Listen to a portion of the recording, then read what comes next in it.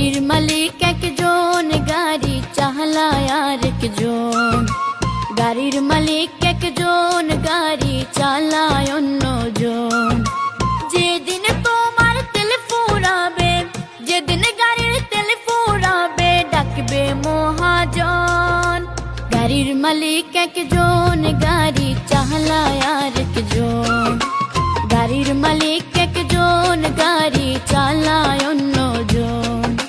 যেদিন তোমার তেল ফুরাবে, যেদিন গাড়ির তেল ফুরাবে, ডাকবে মহাজন। গাড়ির মালিক একজন, গাড়ি চালায় আরেকজন।